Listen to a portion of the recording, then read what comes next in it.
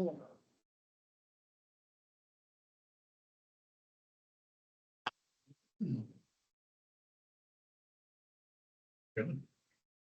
All right. Good morning, everybody. This is the opening of the Oregon Liquor and Cannabis Commission meeting for October 16th, 2025. And Laura, would you take the roll, please? Commissioner Badgepike. He's out of the country now, excuse. Okay. Commissioner Chowry. Here. Commissioner Glenn. Here. Commissioner Hayes. Here. Commissioner Huffman. Here. Commissioner Miletus. Here. Commissioner Minty. Here. Commissioner Warren. Here. Chair Doherty. Here. And we would entertain a motion to approve the September 18th, 2025 commission meeting minutes. So moved. Minty. Do we have a second? Second. Moved and seconded. Any discussions? Before we take the roll, please. Commissioner Chowry. Yes. Commissioner Glenn. Yes. Commissioner Hayes. Yes. Commissioner Huffman. Yes. Commissioner Miletus. Yes. Commissioner Minty. Yeah. Commissioner Warren. Yes. Chair Doherty. Yes.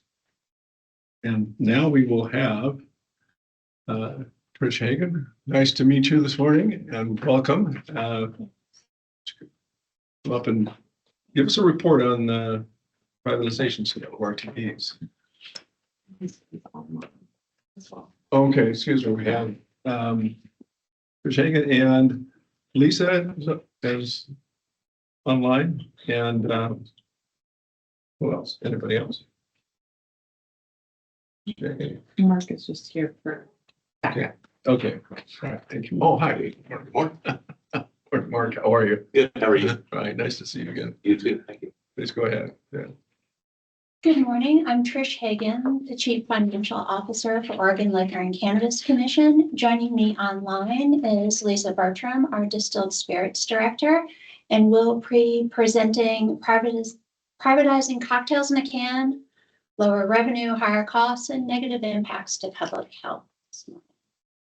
Lisa, would you like? Yes, thank you, Trish. For the record, Lisa Bertram, Distilled Spirits Director. And yes, we were talking about privatization of cocktails in a can. So this presentation is meant to be educational for the commission to really learn about what cocktails in a can are and the privatization proposal that we became aware of, just to tie those together to really understand the sector of the distilled spirits catalog and really what's going on with it right now. So with that, the presentation will go through the current system of how these beverages are distributed, what we have already set up through the control model, and then the privatization proposal that we became aware of as we talk through this. So firstly, what are cocktails in a can? These are, these are referred to as RTDs, which is just a ready to drink cocktail. They have a distilled spirits base, and I think that's the important bit here. So rum, tequila, vodka, whiskey, all of those things. The proof of them is between 10 and 28 proof, which is about 5 to 14% alcohol by volume. So these spirits, they are spirits in a can. There are beverages similar to this on the shelves today in grocery stores, and those are going to be malt-based products, and those typically go up to about 5% alcohol. So these are going to be above that because they do contain the distilled spirit base. They come in a can typically or a single serving bottle, and so the intent is that you would open the can or bottle and consume the entire beverage in one sitting. So cocktails in a can, canned cocktails, RTD cocktails, all kind of the same thing as we roll through this presentation.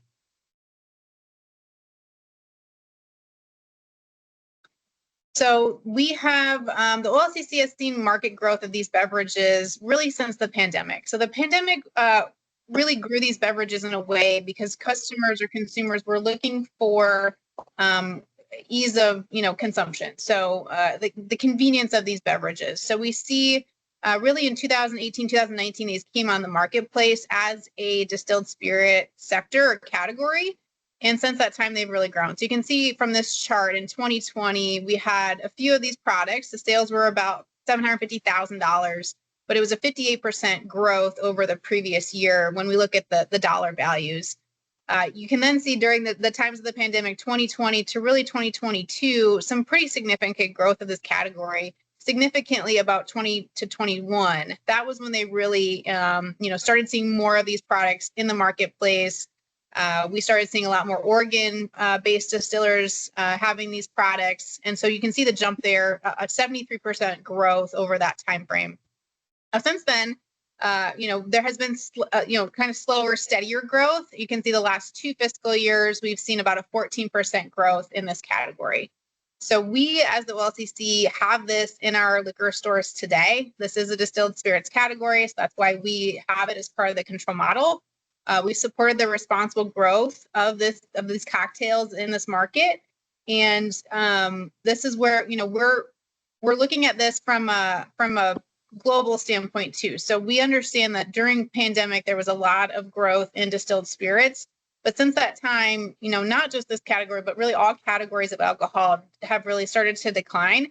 This is one of the categories that does experience growth. When we look at other distilled spirits, that's where we're seeing kind of retraction in the growth. And so I just want to point that out, that even though the market overall, the distilled spirit market overall is kind of condensing or becoming slower, this is a growth category. This is, again, not just in Oregon, but across the country, we see this. And so this is particularly a category where, if you look at 24 to 25, just that 14% growth year over year, that's why, it's important to understand that it's going to be, looking at more growth in this category over the years is going to be more tricky the more products and categories we have, or products that we have and selection that we have in this area.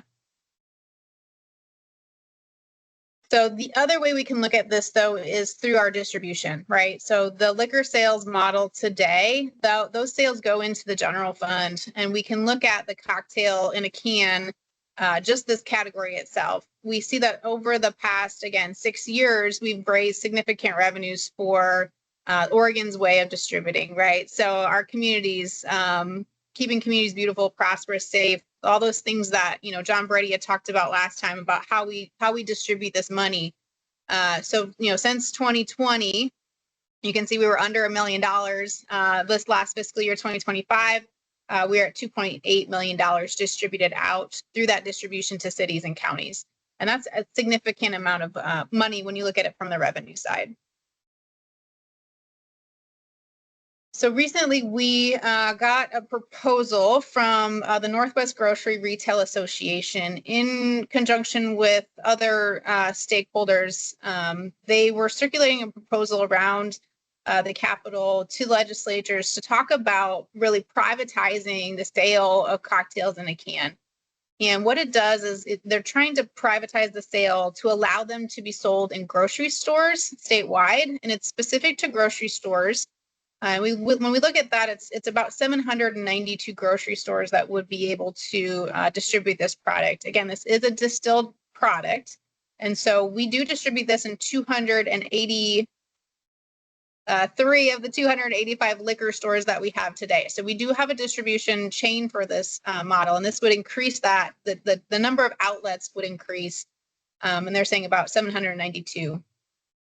The proposal also talks about the new tax. So it would mandate a new $8 per gallon tax. And Trish will talk a little bit about this more in her presentation on the revenues. But this is a new tax that would be different than the current taxes that we have on beer and wine today, which are significantly lower. This also, when you look at their proposal and the amount of revenue they're looking at, it would have to assume an 180% growth rate in the volume in the first year of sales, and then 19% each year thereafter. We look at this as an optimistic growth rate. As we look at the categories, as we look at distilled spirit sales, again, across the country, across Oregon, this growth rate is fairly high. When we look at this from, even from a different aspect, and I'll get to that in the next slide about how much more of these canned cocktails we'd have to sell to get to this growth rate. The last thing the proposal is going to really talk about is the forecasting an $8.2 million growth in revenue. And that's where, that growth in volume has to be there to get to this growth in revenue. And we again feel that that's a bit optimistic as far as the revenue projections that Trish will get into in just a minute here. So as far as what we're going to do, so this again is supposed to be an educational presentation. So what we want to do is look at what we have as far as like what we've actually distributed as far as our revenues over the past 6 years. We're also going to look at what they've projected and try to compare year over year how that would look. So compared to our current distribution, how would this look if we privatized these distilled spirit sales in grocery stores? And one of the ways we did that is looking at the actual number of cans that would have to be sold. So this chart here, we took a 12-ounce can, which is most typical of these beverages. They're sold in packs, right? 4-pack, 6-pack. This takes into account that 180% volume increase for the first year, 19% after. And what we found out is that in order to get to this growth rate, Oregonians would have to consume an extra 5.2 million canned cocktails in 2026 to meet this 180% growth rate. That would then have to jump to 13.3 million cans by 2030. And so much more consumption on the can side of it, just to get to the growth rate that they're putting in the proposal. So again, we know the sector is growing, but it does seem a bit ambitious to get to 180% growth rate. Again, with the alcohol consumption trending down, this is really trying to take over a different sector. And instead of folks, adding this to their current consumption, whatever that be, spirits, beer, wine, in this proposal would actually have to cannibalize those areas and actually take over those consumption trends. So in this way, and not just taking over distilled spirits at the grocery store, right? It would actually probably, again, take over beer, wine, even Oregonian products. And so I'll talk a little bit about that as we go into the rest of the presentation. And so I think this is, again, an ambitious amount of growth. And so with that, I'm going to turn it over to Trish to talk about really the revenue impact that we are seeing today. Thanks so much, Lisa. So the slide you're seeing now illustrates the difference in revenues generated between our model and then the privatization proposal using our historic sales data. So between 2020 and 2025, Oregon's way of distributing and selling cocktails in a can raised $11.4 million for our communities. Over this same time, privatizing cocktails in a can, as they are proposing, would only have raised $7.7 million. That's a 32% decrease and a loss of $3.7 million to our state. So that means fewer discretionary dollars for core statewide services such as K-12 education, public safety, human services, less revenues that our counties can use for alcohol enforcement and prevention and treatment initiatives, and less money for cities to support improvements of streets, libraries, parks, and general city operations, the things that keep our communities beautiful, safe, and prosperous. So on the next slide, you can see we forecasted out this same difference in sales over the next 5 years. So again, our model generates more revenue for our states, counties, and cities. It's clear in this estimate that privatizing cocktails in a can would only raise $17.9 million as compared to $21.9 million in our current system. This would be an 18% decrease and a loss of $4 million to the state.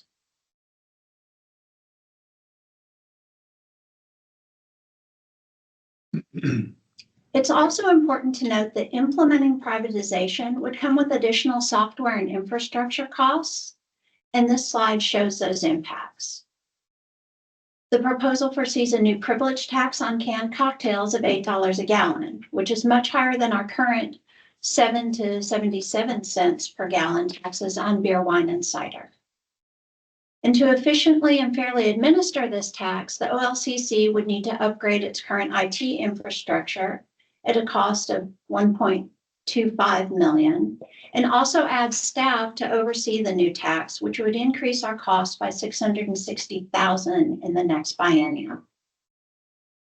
So not only will there be more costs associated with privatization of distilled spirits, but it will also have impacts on product selection and public health. And Lisa will talk to you more about those topics. Thank you, Trish. So customer choice constraints. So we've already talked about, there's slower growth in the RTD or canned cocktail sector because there's a greater saturation in the market. So as these products started to gain popularity, national manufacturers started getting into the game and creating more products across all the different manufacturers and suppliers. And that was really starting to crowd out the Oregon-based distillers. So what we found is, when we looked at this year over year, when sales started in about 2020, the top 5 products, 4 of the top 5 were Oregonian-based distillers. By 2021, the top 5 were Oregon-based distillers. When I looked at the numbers for 2025, the top 5 products were a national brand. They were all from one company. They were all one product. They were just different flavors of the same product. And the Oregon distiller that was in the top number came in at number 11. And so it's really a big indicator that, number one, as more brands come into this and as more companies try to get some of this market share, it really does push out the small brands, the small mom and pop distillers, not just Oregon-based, but really across the country. We believe that this trend would accelerate under privatization. We've seen this in our sister state of Washington when they privatized many of the local craft or Oregon-based or Washington-based distillers were really pushed out of the market as the national brands came in. We've talked a little bit about how RTDs can also crowd out Oregon beer and wine. So if you think about when you go into the grocery store, right, there's only so much shelf space for really anything you're talking about, and that does include alcohol. So right now, distilled spirits are in liquor stores. They have a space, they have a spot. When we talk about privatizing them into grocery stores, that shelf space is up for grabs. And so if these come into the market, what we will likely see is those national brands taking the top spots, and that could take away from those Oregon beer and wine, ciders, things of that nature that wouldn't have enough shelf space to compete. The other big thing that we're talking about, right, is the new warehouse down in Canby. So right now we have a capacity issue, and so building this new space gives us really that opportunity to have more capacity to be able to serve the market, this market in particular, and support Oregon distillers. So the ability to list more products, to have more product selection for our agents to choose from, to be in their liquor stores. We believe that we have the ability to do that in the new space. And as of right now, like I said, we are distributing these in liquor stores today because they're a distilled spirit-based product. The other big thing I want to talk about is public health. So minor access to liquor, distilled spirits. These distilled spirits, they're still distilled spirits-based cocktail. They have a much higher proof than the malt-based products that could be on the shelf next to them should they go into this privatization model. Currently, these products are at a liquor store. You know where to get them. You go to a liquor store because they have liquor in them. We have that as a highly regulated system. It's part of the control system. It's intentional. Our liquor stores today, minors are not allowed in a liquor store without an adult 21 years of age or older to accompany them. And that we know that's not the case for grocery stores. So there's going to be more access of these products to people, minors, children, all kinds of different things. That model then makes privatization, it makes the regulation of these much harder. So not only are there more distribution outlets for these now liquor-based products, it also puts a burden on our compliance staff and local law enforcement as we're trying to enforce these laws. And potentially even put a burden on, the people that are trying to sell these, again, liquor-based products in a space that hasn't had a distilled spirit in it before. And so it's really a different model and could take away from from some of those resources. And so when we look at it from, that health standpoint, and then also the ability for the OLCC compliance and local law enforcement to really regulate these, the privatization model kind of blurs the line between what's allowed in these spaces that we know minors have access to. And those are really, again, the high points of this presentation. Again, to be educational at this point, and we're happy to answer any questions that you might have or clarify anything in the PowerPoint that we can. Thank you, Lisa. That was excellent. Commissioners, questions? You did too good a job here, Lisa. Oh my, wow. Questions. Thank you for that. That's excellent. Anything else? I think that's it. The other thing I would just like to mention is this is just a proposal at this point that we've received, and that's why we wanted to educate the commission. You may hear about this more and more. We would just encourage you to reach out to OLCC should you have questions on RTDs, canned cocktails, or our distribution method that we have today. Excellent. Question. Yes. So would the legislature have to approve of this, or is this something that will eventually come to the commission and the commission would have discretion over it? I believe that have to go through the legislature, doesn't it? They're Yeah. gonna be chair. Yeah, it's going to be. Thank you, Commissioner Minty. Right now, it's, it would go to the short session. As a bill being proposed. Okay. Thank you very much. Appreciate Thank it. you. Well done.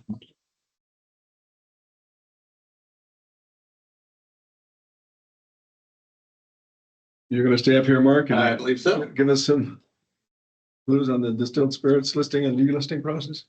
Thanks. So good morning, Chair Doherty, and good morning to the rest of the commissioners.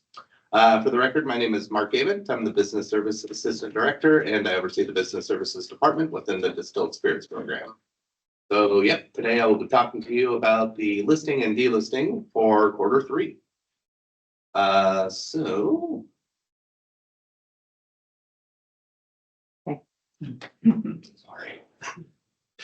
Thank you. So starting off with the delistings. So in September, we delisted a total of 171 items. Those items were spread out amongst 58 different suppliers. The top three categories that were delisted were whiskeys at 36 and 21% of the total. Vodka was 34, 19% of the total. And tequila, 20 items, 11% of the total. With all the items that were delisted, it equals out to just over $1 million of net profit potential that was below performance. We will start our next round of delistings in March of 2026. So that's it for this year. All right, and now talking about the most recent listing meetings, we've actually had 2 listing meetings since we last spoke. From those 2 listing meetings, there were 110 items presented to us. Out of the 110, 22 items were selected by the committee for an OLCC listing. Those 22 include 3 tequilas, 2 canned cocktails, 6 cordials, 6 whiskeys, 1 mezcal, 2 rums, and 2 scotch. So with the conclusion of those 2 meetings, we're done for the rest of the year, and we'll pick things back up in late January of 26. Okay. And finally, this is just a list of the top 10 selling items in Oregon. As you can see, Tito's takes the top 3 spots with their 3 regular vodka, but it's 3 size selections. Just wanted to point out there's a local supplier up there, Rose City Distilling. Their vodka is at 6th and 9th place as well. And these top 10 SKUs alone have generated $34.6 million in net profit in the last 12 months. Very nice. That's all I have for you. If you have to answer any questions. Commissioners? I have a question, just some clarity. What would make us delist an item? What are the factors that go into delisting? So thank you for the question. It's to delist an item that we have a net profit standard that we give to all the suppliers, and they know this when they're listed with us. So for normal items, not local Oregon suppliers, it's $17,500 for a normal product. They have 1 year to meet that goal. And if they don't, we send them a 6-month warning. We give them 6 additional months with that warning attached saying, you have 6 months to get it over the net profit goal. Otherwise, your product will be delisted with us. And then it's always welcome to be special ordered or things like that, as to not take that selection away from Oregon consumers. But it's not profitable enough for us to store in our warehouse and have it readily available. So this doesn't come as a surprise to our distillers or distributors. No, they get They know. tons of warnings and, They can probably see it coming. oh, yes, Before the warnings. yes, we communicate Yeah. very often with them and keep them on track. And then what would make us, I saw we took 22 out of, I don't know how many we took on as new listings. Uh-huh. And what is the criteria for that? So the criteria, it's up really to the 6 committee members. Those committee members are 1 liquor store from each district. Okay. And that's based off of the product's presentation that they provide to us. And that can include anywhere from their sales goals or what their sales plan is, how much marketing money they have, what the product looks like, what it tastes like.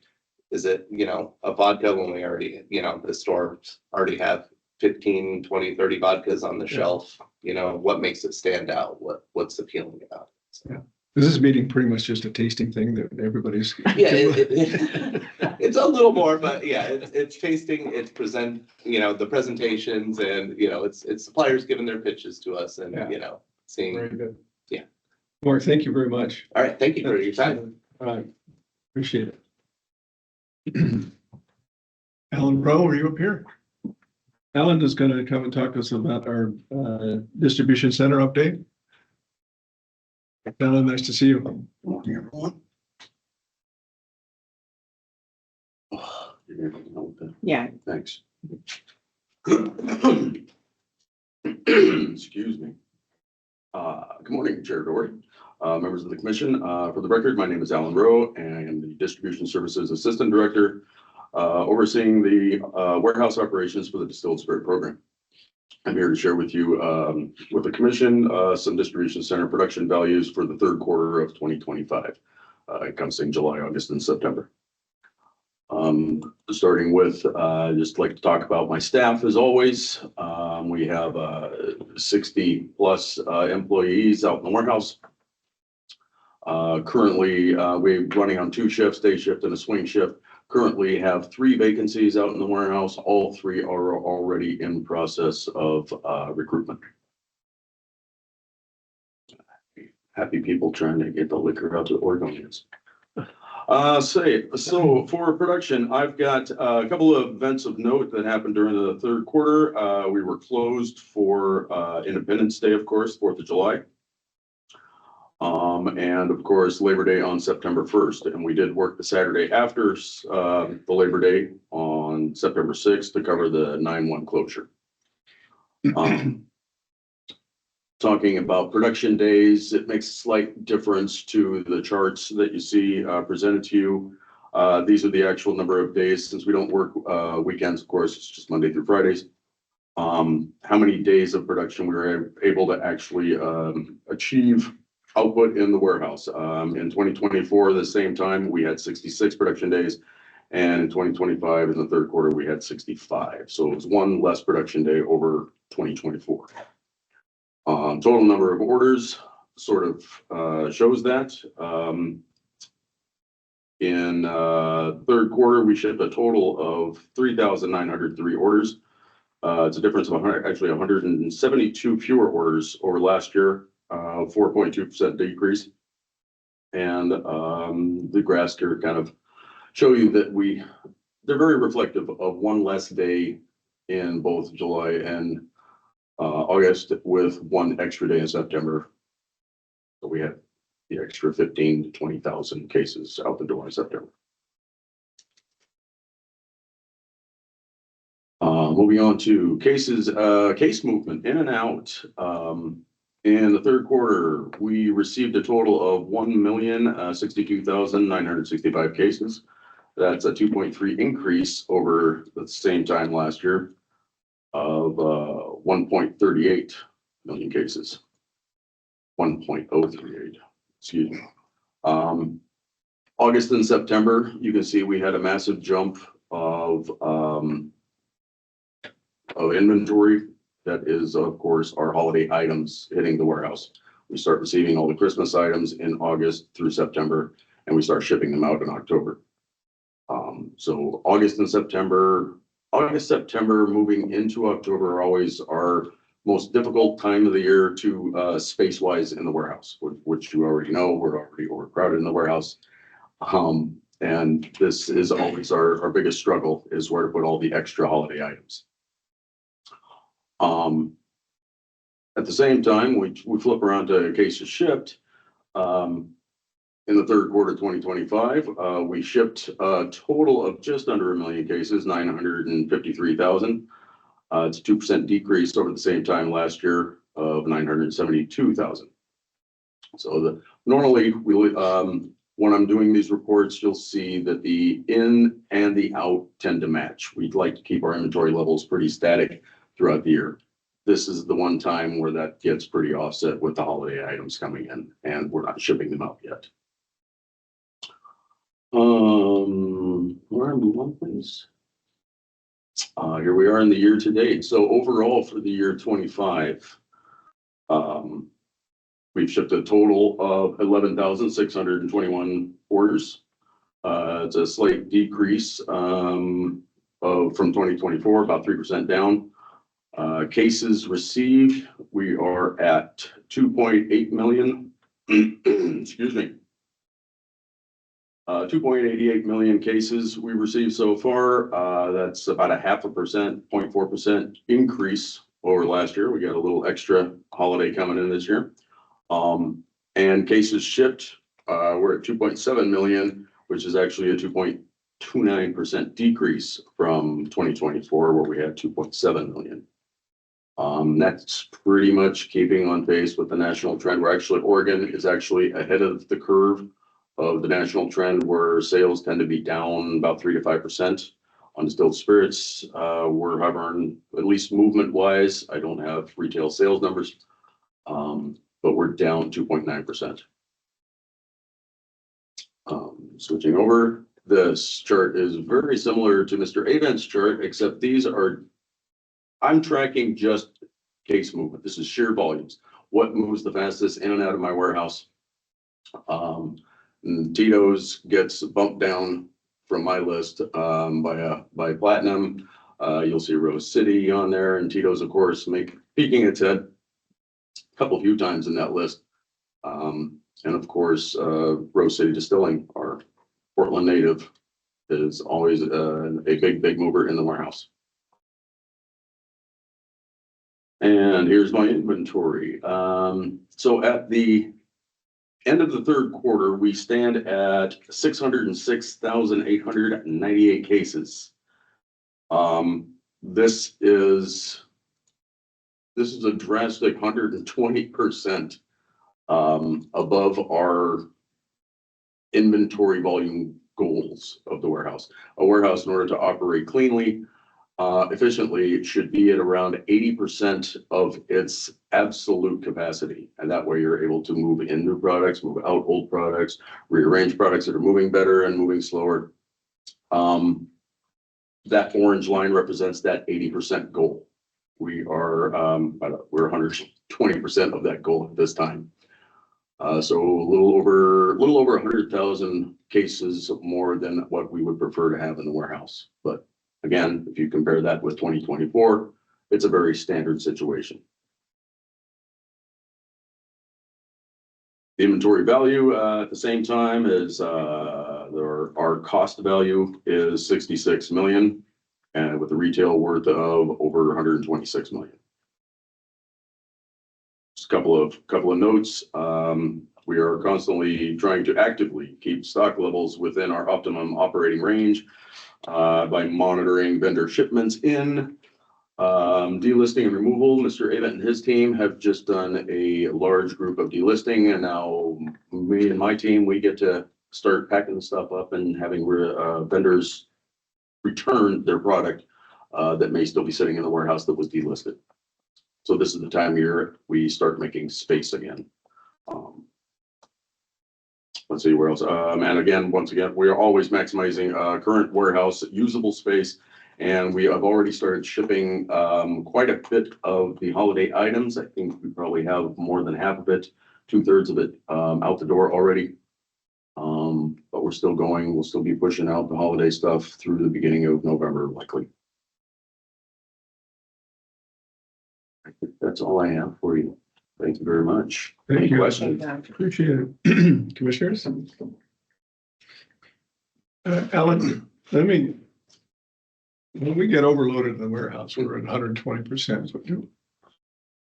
How does that impact you? How do we have more work comp claims? Do we have more? Tell me what that is ancillary. Our biggest problem that we run into is efficient operation. We started putting product in places that sort of cut down on traffic ways for our forklifts and pallet jacks. Not to, we're not going to give up safety, obviously, right? But we will use places that will have product in locations that are not locations. And it makes it, we have to reroute traffic around certain areas, and it's a constant flow. We also have the 2 warehouse system currently. We have one warehouse that's a bulk storage for this warehouse that processes and ships the orders. Bringing the product, storing the product up there and bringing it down here becomes more difficult as well, because you're talking truckloads of holiday items. We're not just talking 3 or 4 trailer fulls of replenishment stock down from the other building. We're talking 8 to 10 to 12 truckloads of just the holiday items that we need to push out. So the volume has obviously gone up. The space to move around the warehouse has gone down. Operationally, for the employees, they're not being tasked with too much extra work. The order sizes, the number of cases is going to go up just due to those extra holiday items being placed on orders. But we don't really notice any extra injuries. We do notice some extra hours in the workday, some overtime needed from time to time to catch up with replenishments, recoveries, and just in getting product to the correct locations before the next day shipping. But fortunately, we do not notice any more injuries, claims, or anything like that. Thank you. Well done. We keep them operating as safely as possible at all times. Thank you for that. Appreciate it. Where do the orders come in? They go to the other warehouse, and then we pull from there, or how does this go back and forth? To which warehouse are they delivered? The deliveries come. The deliveries, inbound freight goes to the Millport warehouse up the hill. Yeah. All inbound, we take in about 16 to 18 trucks a day up there. A full truck can have about 22 to 26 pallets. And we will receive up there. We try to keep the receiving about as even as the shipping. So if we're doing 15,000 cases out the door today, we'll probably be receiving around 15,000 cases at the Millport building at the same time. Yeah. And that's what keeps our inventory static. But inbound freight goes to the Millport warehouse. It's received, excuse me, it's received and put away into bulk storage locations, either in racking or floor storage. As we pick the orders down here, the system tracks our inventory at locations at the belt as well as storage for this building, and the system generates tasks to the other building to send more pallets of this item and that item down. Right. This new warehouse will cut that down significantly. Normally, I'm not a huge fan of change. I've been pining for a new building for about 5 years now. Well, so we've been listening to you. Okay, is that what you're saying? I Yeah. appreciate it. Thank you. Alan, thank you. Commissioners, any other questions? Alan, thank you very much. Appreciate it. This is very helpful. And Lisa was back. Hello again, Lisa. Back. Yeah, that was a great segue into the next part of the commission here. So again, Lisa Coordinator. Bertram, yeah, Distilled Spirits Director. Let me share. Talking about the Project Metal Arc, the new distribution center construction update. So lots happening down in Canby. Very exciting time to talk about the warehouse. As I said, it's a great segue from Alan's part because yeah, we are over capacity, and this is a great thing to come to us. Lots of pictures in this one, which is great. This is last time I talked to you back in September. This is what the project site looked like. Still had the casting slabs out here, kind of in the front. This cutout here that you can see, that's where the office slab is being poured or has been poured already today. So this is actually what the building looks like today. So not very different, but you can see the casting slabs are gone. They've got the forms in to do the office section of the building. And most of the electrical and all that stuff has already been done. And we'll kind of get into that bit here in a minute. So there's a lot of on-site activities right now. So as we speak, the roof structure is going on.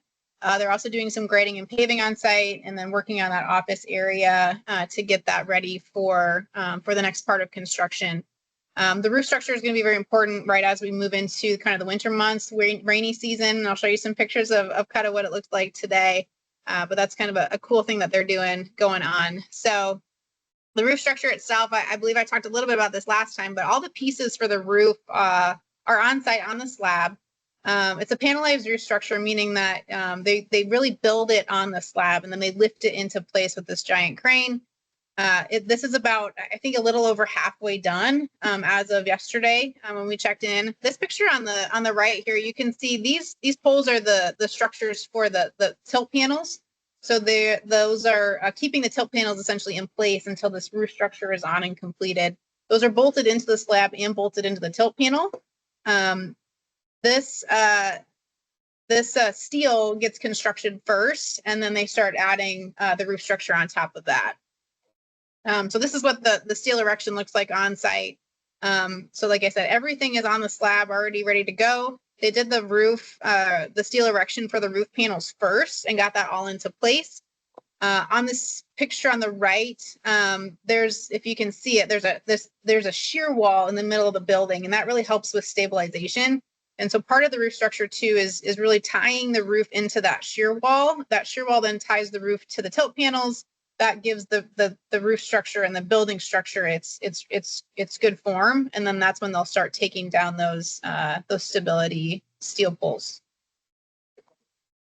So what they're doing, right, is they build these roof sections on the slab, get them into place on top of the steel structure, and then they have workers in these giant scissor lifts. This is a small one. There's also a very giant scissor lift that holds about 12 to 15 workers. And they'll get that up to the roof and really get the roof tacked in. You can also see in this picture, there's these hatches, which are for windows, right? So they're the top skylights that'll bring some natural light into the building. And then this was just a really cool picture that someone took a couple weeks ago when it was raining. It has that reflector effect. But this is where you can really see the roof structure going on. There's a couple scissor lifts that are up in that roof structure here. And then, of course, all of the stability poles still in place. The tilt panels have been welded and had been started to grout. So when we remove those poles, everything should be very stable and ready to go. And I just thought this was just a really neat picture on site. The next thing we're talking about is grading and paving. So there's pours for the slab backfill. So the slab itself doesn't, the tilt panels don't sit on the slab. There's a bit of room between the slab and the tilt panels. And so that's where that has to be filled in. We're also doing a Walnut Street road improvement. So you can see in this picture, the Spar building is Columbia Distributing, and that's Walnut Street. They sit on the other side of Walnut Street, which had a nice curb. Our side did not. So putting in curbs on Walnut Street, get those road improvements done. Also, we were, trenching and stuff on that road. So repaving that. This road you see in the picture here is the service road, but it's also the North Lot Road that goes. This is like the truck entrance. So all the trucks that are going to be coming to this facility will come into this road and make this turn to go to the back of the building, which is where the dock is. And then the crew has a plan for the winter months. This is all rocked right now and graded. And in order to keep it nice for the winter months, they've actually added a layer of paving to that, which I'll show you in a minute here. So these two are pictures on the left. This was before all the tilts were in, but you can kind of see that space between, this is the slab and then this is where the tilts go. Picture on the right has a good view of that. So this is them actually like filling in that gap between the slab and the tilt walls. This is the dock side. So you can see these large openings are the actual dock doors. These pipes coming in are electrical conduit for a variety of things, right? Dock doors, service room. There's a dock office over here as well. So all the conduit and everything coming into the building for electrical, and then they'll fill in this space in between to then again give that structure back to the building. This is some views of Walnut Street. So the road improvements on Walnut Street. You can see the side with the blue fencing is our JE Dunn blue fencing with the construction site, and that's where we put the curb in, and then also leveled out the road. You can see too on the right-hand side here, there's this little bump out or cutout, which is where the Zora Lutheran Cemetery is. And they requested we not improve that area. So that is an active cemetery. And so they have a large a digger that goes into that area. And so didn't cut the curb there, but we do have curbing. And as you can see, there were some big holes in this street for when we were trenching for electrical to get the power box, the transmission box, and then also some of the utilities had to be dug out. So really repaved all that and got that back to a usable state. And then this is this is from yesterday, folks on site. This is that north and west road, the dock side. So this is that road coming in and it comes back. You can see this on the right-hand side is the back of the building where the dock doors are. But this is like also the main road for construction. So all of the equipment they're bringing in, the pieces and parts, all that roof structure is going to come in on this road. And then on the right-hand side, you can see there's this one large door here. In the future, this will be a knockout door. So this will be covered in the future, but right now we're using it as a road into the building so that we can bring pieces and parts into the building, for construction. So this layer is really to protect that rock layer underneath as we get into the water, the wet months of Oregon. And then later in the spring, they'll come back and they'll put another layer, a final layer of asphalt on top of this. So this is not the final layer, but really to get us through construction so we don't have, large trucks going in either through the rock or through the mud to get into the building. It will eventually have material handling system parts and pieces that'll come in on trucks, and it keeps the area really clean. It keeps the inside of the building really clean too as trucks enter the building. At the end, all of this will be washed down before they put the final paving on top. But it's good to note too here, we do have the curbing is done and all the electrical is in this as well. So this entire area will have a perimeter fence around it. And we'll have a couple, 2 secure gates to enter the premises. So all that electrical is in and ready for installation as we kind of roll through the next coming months here. This is really just to show that from a top end down. So like this up here at the north side of this drawing, this is actually the east side of the property, but this is the paving and grading that was done on Walnut Street. You can see the Zora Lutheran Cemetery here. The blue is the curbing that was put in, that will be our future curbing. And then this road here is the north road. This is really where all the trucks will enter this facility in the future as well. So this will be the truck lane to come in. They'll come in and come around to the back of the building. And then this is where those dock doors are. This left-hand side is the outbound. So that's where our material handling system will sit in this corner, and all the outbound will go out that direction. And then on the right-hand side, this is where receiving is, so all the inbound. So as Alan reiterated, that's happening at a different facility today. In the future, that will all be in one building, which will be amazing. And then all of our racking and storage for those cases coming inbound will be in this area, and they will feed the material handling system to the left. So just a really clean, efficient building going forward. We're also doing erosion control. So we have on site, there's underground retention for all the water. So we're required to keep water that falls on site is required to stay on site. So that's what underground water retention is. We're also going to do some erosion control for areas such as, this is a big, large area up here where we have construction folks, but there's right now there's just dirt out in these areas. And so getting in some erosion control, whether it be seeding or something to keep that dirt on site. So we, you know, as we get into the wetter months, erosion control becomes a big deal on site. Also saves us costs later, so we don't have to, you know, redo areas, repave, regrade, that kind of thing. Last thing to talk about here, as far as the construction, is the office area. So they've poured the footings, they've poured the slab, and then all the electrical trenching has gone in. And that's what you see on here at the right here. Those are the electrical conduits that are running into the building for the server room. So we have a couple different server rooms in this building. One will be for the main computers, and then the other one will be for the material handling system. So a lot of electrical considerations going in. And you can see kind of in the background of this picture, this is actually the office where the admin office will sit. So the office slab has been poured, which is exciting. So again, this will be where admin office is. We'll have HR folks here. This will also be where we have, you know, really the people coming into the facility. This will be where our locker room is, our servery, cafeteria for the workers, all that good stuff. And then at the end of this, there'll also be like a small patio. So you can go out from the cafeteria to the patio. And then this is really our main office. This door up here, up in the middle of nowhere, is actually the roof. So this is the roof access for the admin area. So because we're not doing a double-decker admin office, we didn't have to do, you know, 50-foot high walls for the office. It's actually a smaller structure, so it'll sit in the front. And so that's actually where the roof structure will be for the office. We'll come up to that door, and that's how we'll get roof access to that part of the building. The door to nowhere.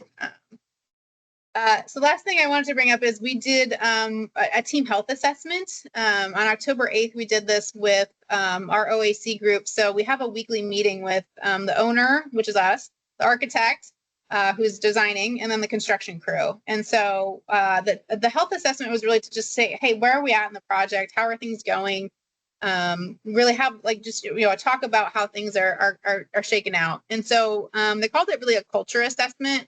And so we all took surveys. We were able to rate the project in some key areas, and then sit down and have discussions about comments and where we are in those areas.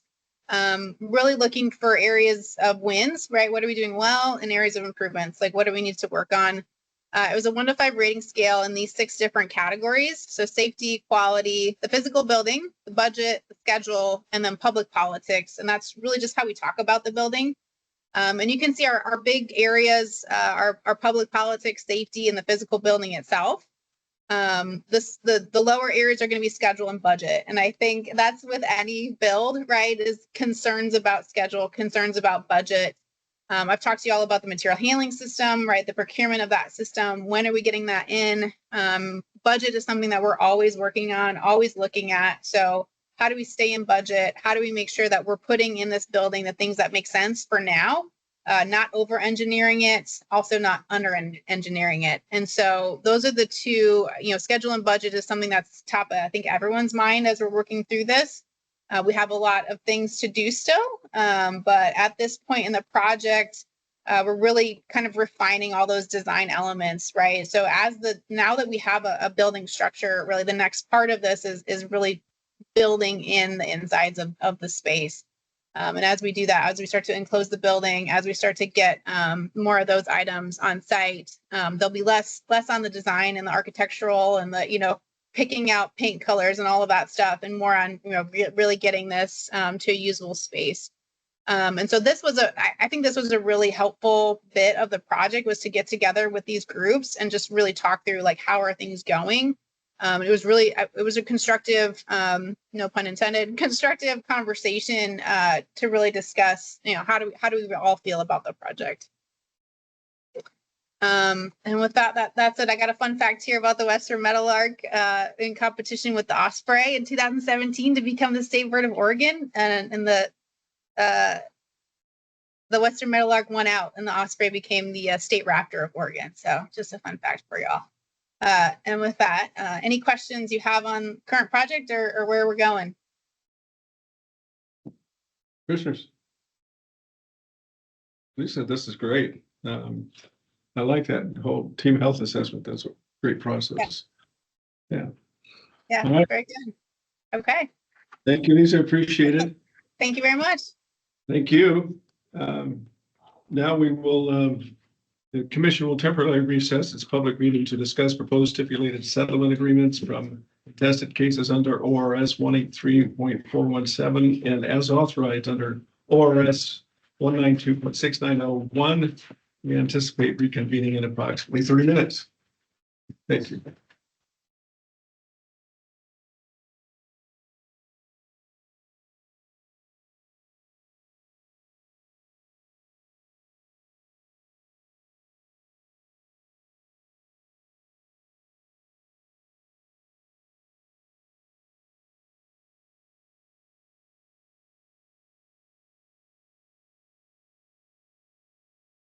Thank you, Chair Doherty, members of the commission. My name is Victoria Brown, and I'm the case presenter in the Administrative Hearings Division. I have 4 marijuana compliance violation settlements, 1 alcohol compliance violation settlement, and 1 alcohol licensing settlement for your consideration today. Please let me know if you have any questions. Any further questions? I just have a quick question about something that, Ms. Brown, we've been talking about recently is communication, public information for those folks that we license. And, in looking at these settlements, thank you very much for your presentation. I was wondering, so if Oregon law says we at the Oregon State Bar will publish those folks who have been attorneys disciplined. Our rules say that we're going to be publishing this. It's open, transparent. Folks' names are going to be out there. That's controversial in some ways, but it's not controversial in that it shows attorneys what they can do to get in trouble and how to avoid it, how to be an ethical, do the right thing lawyer. When I'm thinking about licensees with the OLCC, how do we let folks know this is what happens? This is how it's resolved. These things are being disposed of in these ways. Do we communicate this generally? Thank you, Commissioner Chowry. Yes, the answer is that our settlement agreements, the ratification list that you all received today are published on OLCC's website. So I believe what I usually do to find them is I Google OLCC settlements, and you can see the settlements for each month. Additionally, if there are specific orders other than settlements that members of the public would like access to, there's information on our website about how they can reach out to us for those final orders. Thank you. Thank you, Ms. Brown. Good. So, no further questions, then I would entertain a motion for a stipulated settlement, the alcohol violation stipulated settlement agreement. Chair, I move to ratify the stipulated settlement agreement for Broken Glass Bar as proposed by staff. Chair, I would second, please. Moved and second. Any further discussion? Call the roll, please. Commissioner Chari, Yes. Commissioner Glenn, Yes. Commissioner Hayes, Yes. Commissioner Huffman, Yes. Commissioner Moritas, Yes. Commissioner Minty. Yeah. Commissioner Warren. Yeah. Chair Doherty. Yes. Also consider a motion on the marijuana stipulated settlement agreements as proposed by staff. Chair, Commissioner? I move to ratify the 4 marijuana stipulated settlement agreements as proposed by staff.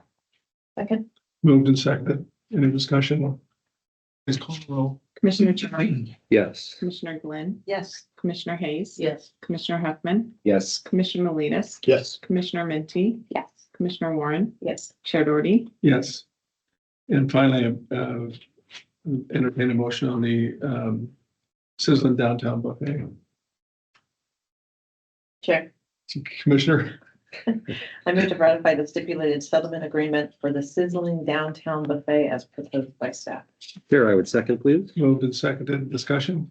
Chair, if I may, I do not have an actual conflict on this, but if, unless the rest of the commission has an issue, I would like to abstain because this is something in my community and I have some familiarity around it. Perfect. Commissioners, everybody okay? All right, we're okay with that? Yeah. Now, please take the roll. Commissioner Chari, Yes. Commissioner Glenn, Yes. Commissioner Hayes. Yes. Commissioner Huffman, Yes. Commissioner Moritas, Yes. Commissioner Minty, Abstain. Commissioner Warren, Yes. Chair Doherty. Yes. Thank you. Thank you, Commissioners. Thank you, Chair. All right. And Stephen probably going to be, thank you.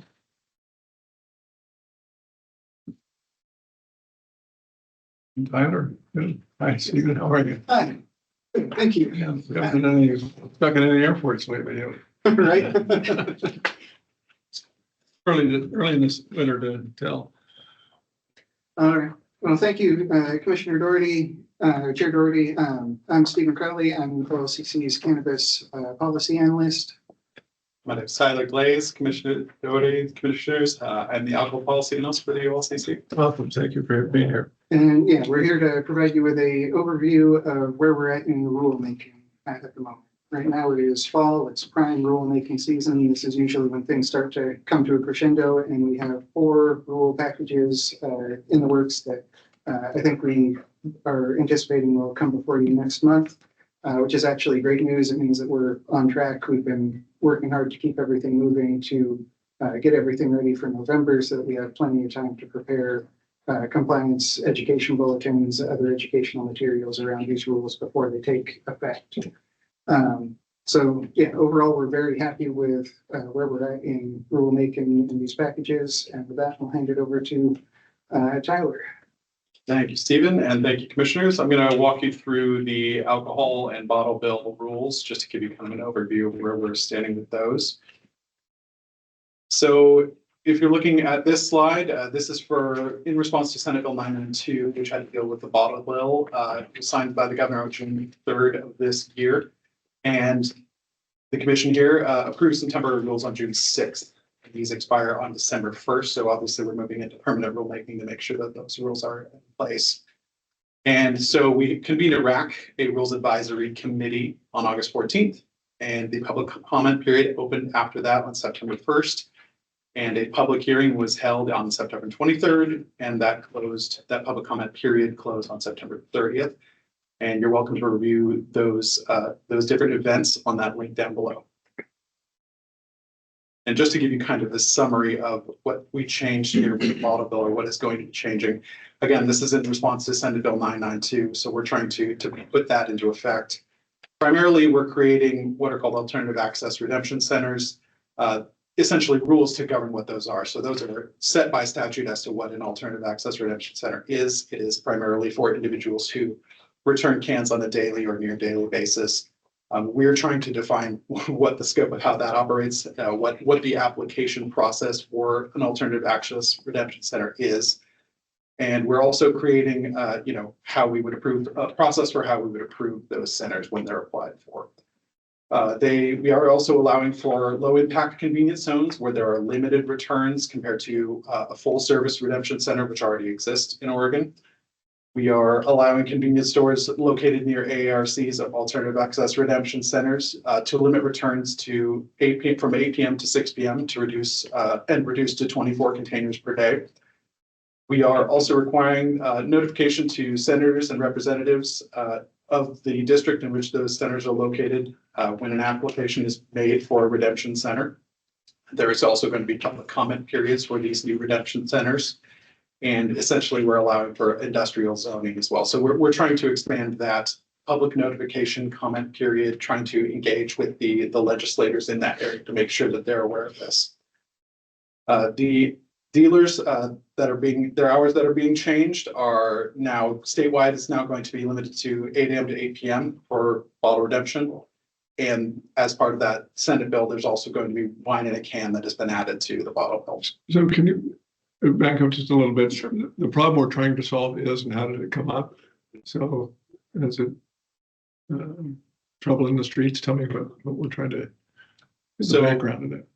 Thank you. And we have Jim Helga from the Bottle Bill Program here to answer any other questions as well. But essentially, this was in response to, as far as I'm aware, community concerns about the bottle redemption program, these full service redemption centers, and the community impacts of those. So the legislature was trying to adjust those statutes to kind of account for different situations that may occur in Portland, in different areas of Portland, to make it a little bit more flexible, to create different types of redemption centers that can, adjust for the type of individuals who may be using those redemption centers and in which areas. So adjusting convenience zones for full service redemption centers, as well as creating these new zones for alternative access redemption centers There are also going to be potentially mobile redemption centers that can be in different areas in response to demand for these bottle redemptions. And I think there's also some concerns raised from businesses that are involved in these redemption cooperatives that we're essentially trying to adjust for demand for those. The legislature, I think, was trying to cover those concerns with this new bill, and we're just trying to put that legislation into effect. Thank you. And so now moving on to the alcohol legislative and technical rules. These are adjustments based on recommendations from staff, essentially trying to streamline our processes. So if there are, pinch points or different areas of concern, we're adjusting our rules to try to address those.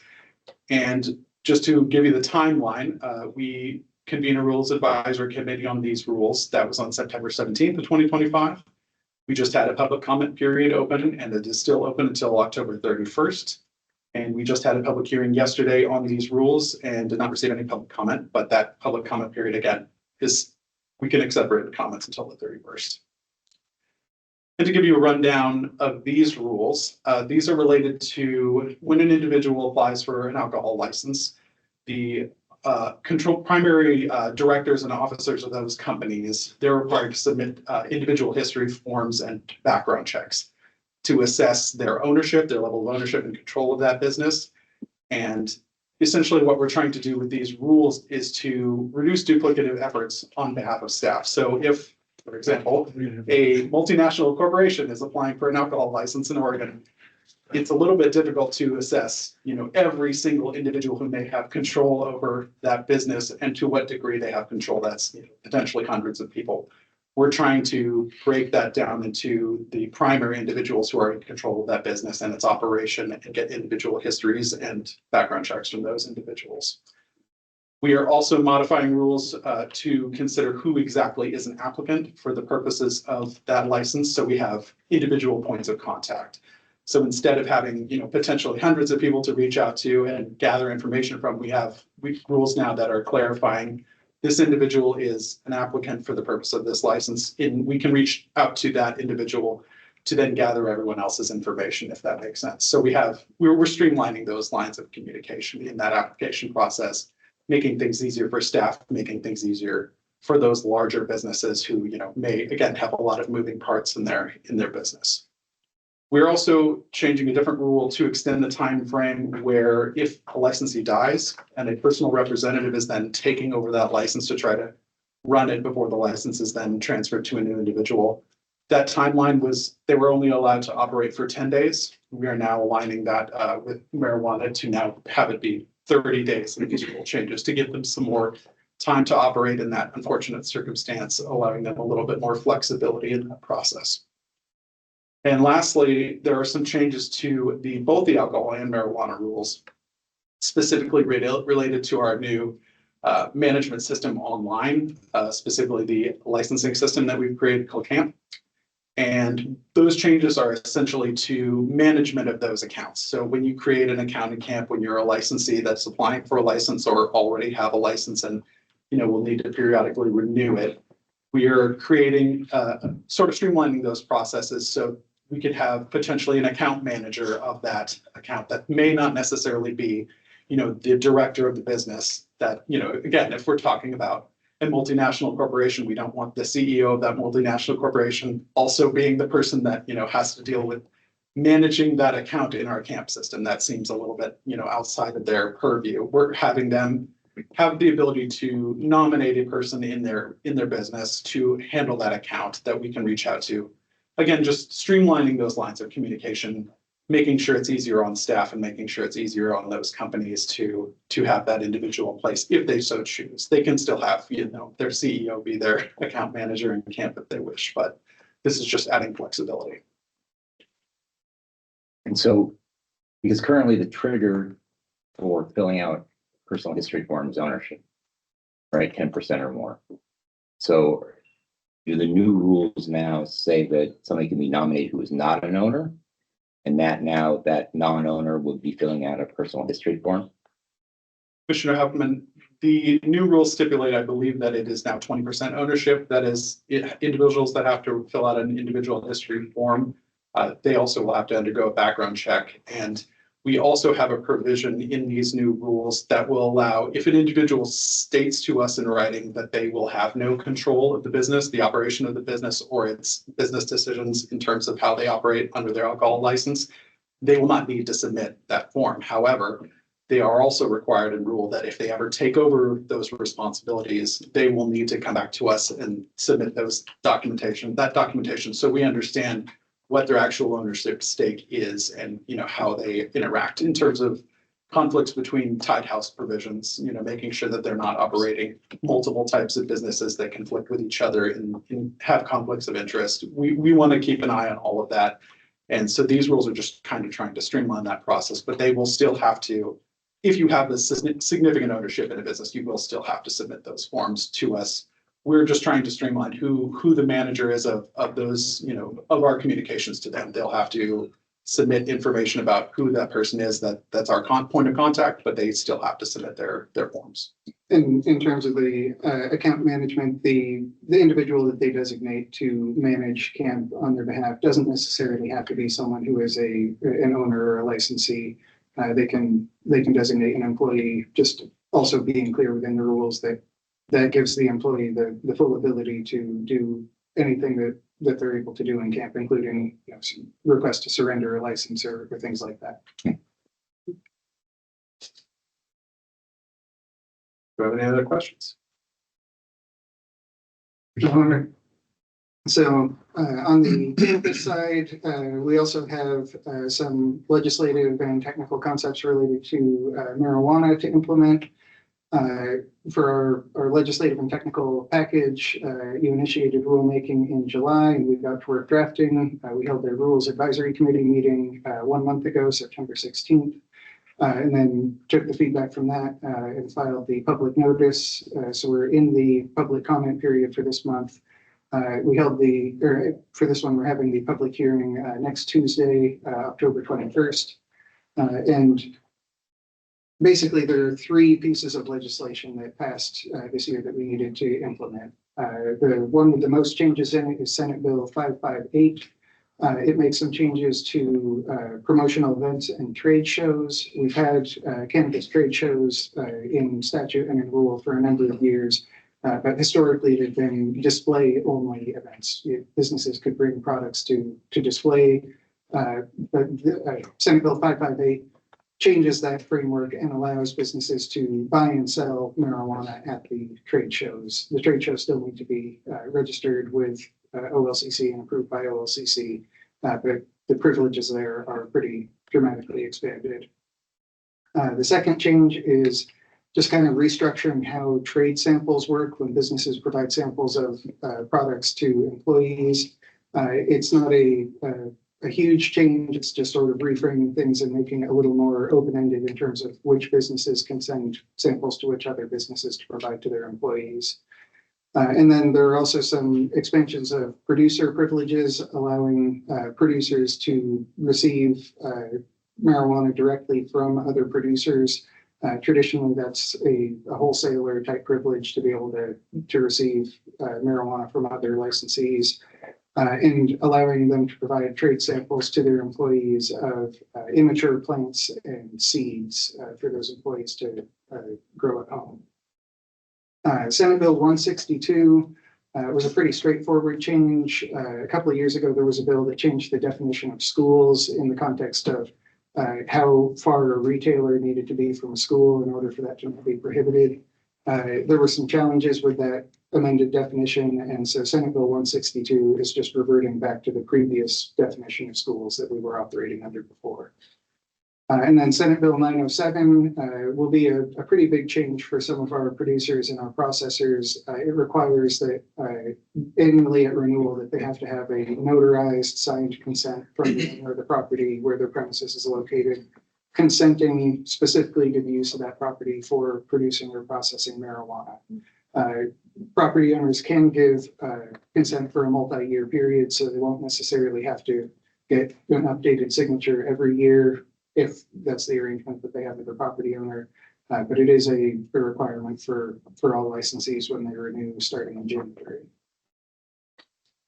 In terms of technical concepts that we brought in, we always have lots of ideas about how to amend and streamline and improve our rules, but we really whittled it down to just the most critical concepts, mostly ones that are aimed at reducing regulatory burdens on our licensees.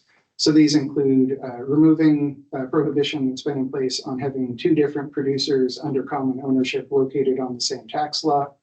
We're proposing some changes to our video surveillance requirements, allowing licensees to use motion-activated camera systems as opposed to 24/7 camera systems, modifying our labeling requirements so that non-food items don't have to list a manufacturer address, extending, like Tyler talked about, the timeframe for a personal representative of the deceased licensee to operate the business while they're gathering the paperwork to more formally take over that role.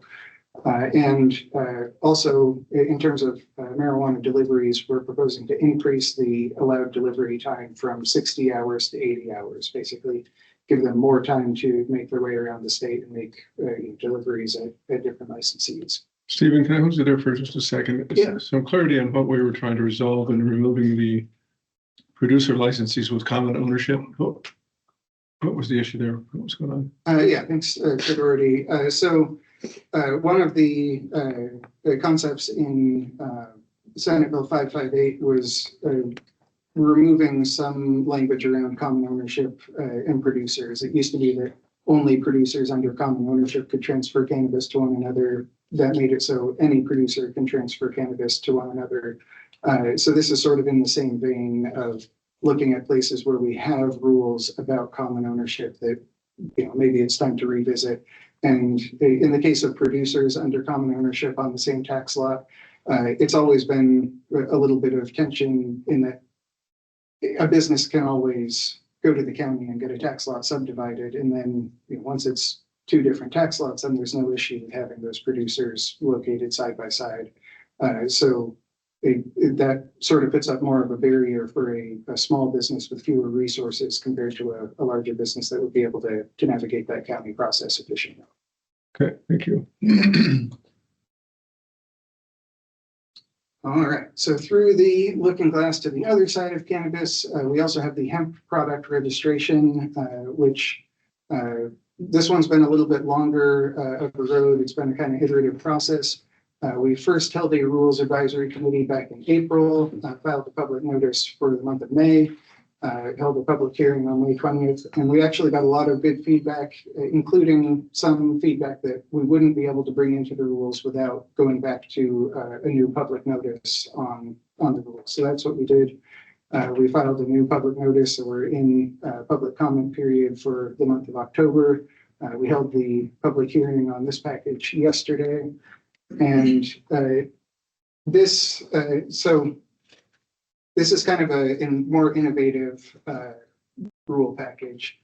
Cannabinoid hemp and intoxicating hemp have been a hot topic nationally over the last couple of years. Oregon was actually ahead of the curve in putting a lot of guardrails in place back in 2021.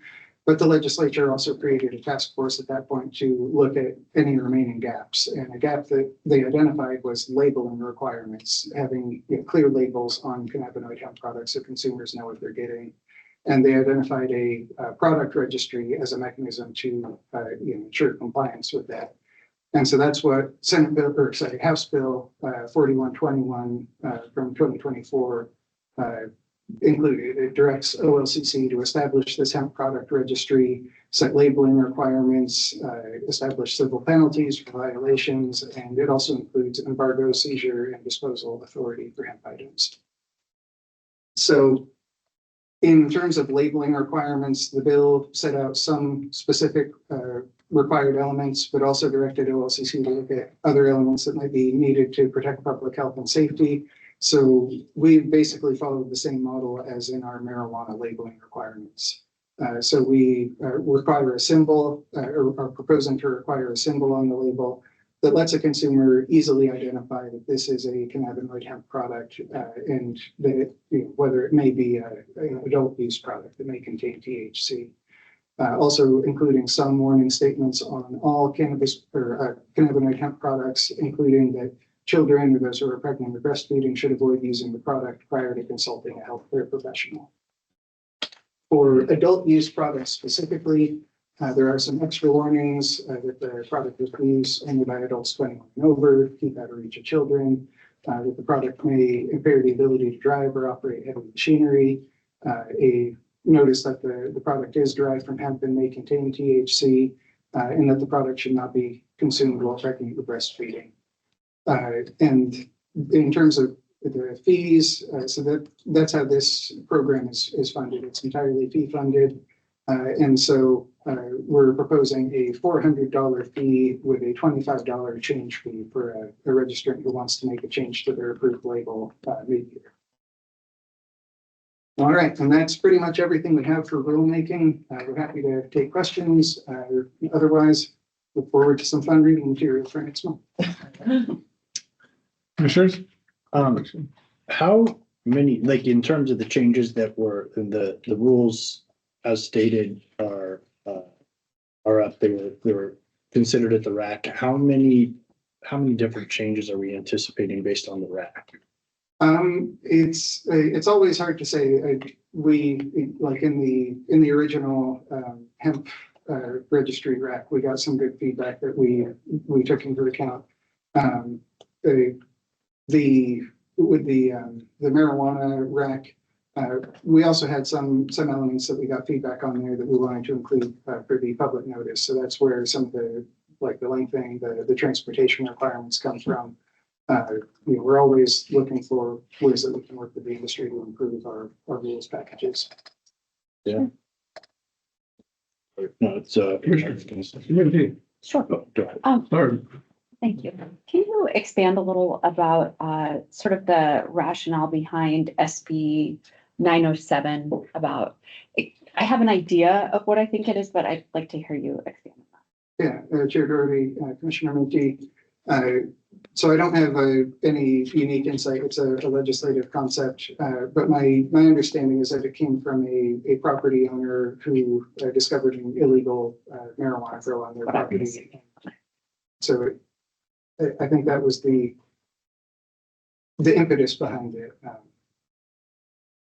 That's exactly what I thought, but I wanted to just make sure I had clarity. Thank you. Any further questions?